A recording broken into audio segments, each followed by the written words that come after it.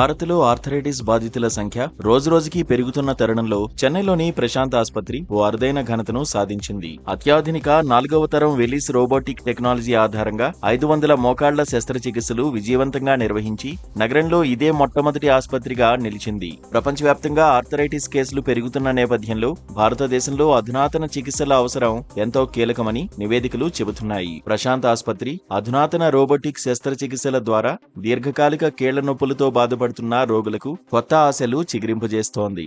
ఈ విజయంతో చెన్నైలో వైద్య రంగంలో కొత్త ఒరవడిని సృష్టించి రోగులకు అత్యుత్తమ చికిత్సను అందించే దిశగా మరో అడుగు వేసినట్లయింది.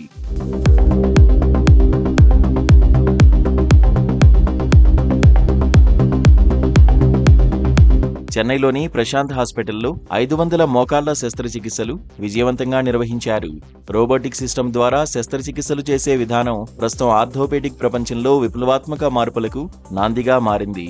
వెలిస్ రోబో టెక్నాలజీ ద్వారా బాగా అనాలిసిస్ చేసి వ్యక్తిగత అవసరాలకు అనుగుణంగా కీళ్ల మార్పు చేస్తారు. ఇది సాధారణ శస్త్రచికిత్సల కంటే తక్కువ రక్తస్రావం, తక్కువ నొప్పి, త్వరిత రికవరీతో పాటు సహజ కీళ్ల కదలికలతో సమానమైన ఫలితాలు అందిస్తుందని వైద్యులు చెబుతున్నారు.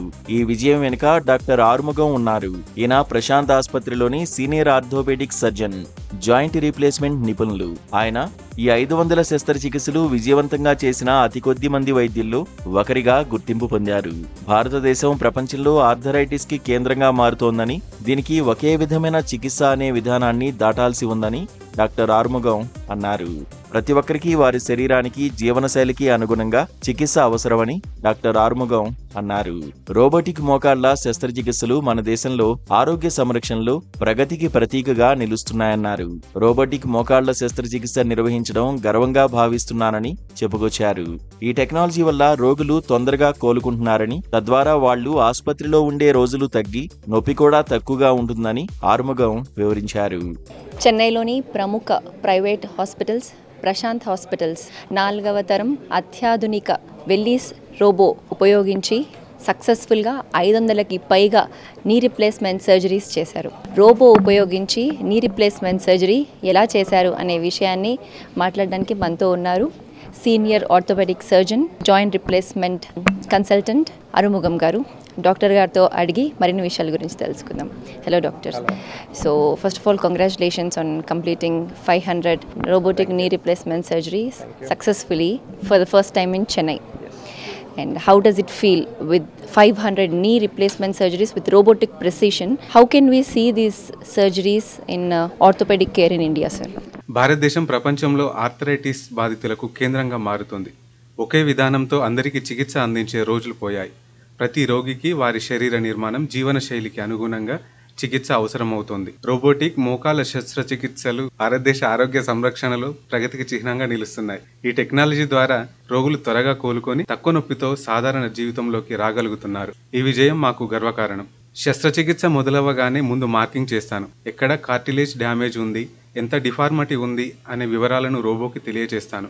ఆ తర్వాత రోబో నాకు కార్టిలేజ్ డ్యామేజ్కు ముందు మోకాలి ఆకృతి ఎలా ఉండేదో చూపిస్తుంది. దాన్ని బట్టి నేను మోకాలిని సరిగ్గా మునుపటి స్థితిలోకి తీసుకెళ్తాను. ఇదే పేషెంట్ స్పెసిఫిక్ అలైన్మెంట్ అంటాం. ఈ రోబో 1 డిగ్రీ లెవెల్లో కూడా అత్యంత ఖచ్చితంగా పనిచేస్తుంది. ఖచ్చితత్వం ఎంతో ఎక్కువ.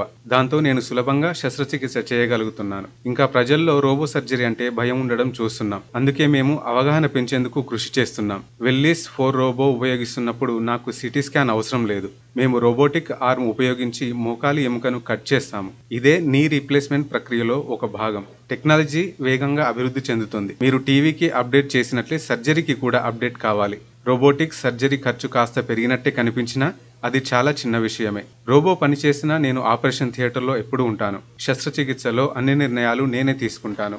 ఎలాంటి యాంగిల్లో చేయాలో నేను డిసైడ్ చేసి రోబోకి చెబుతాను. రోబోను మేము వాడేది ఖచ్చితమైన ఫలితాల కోసమే.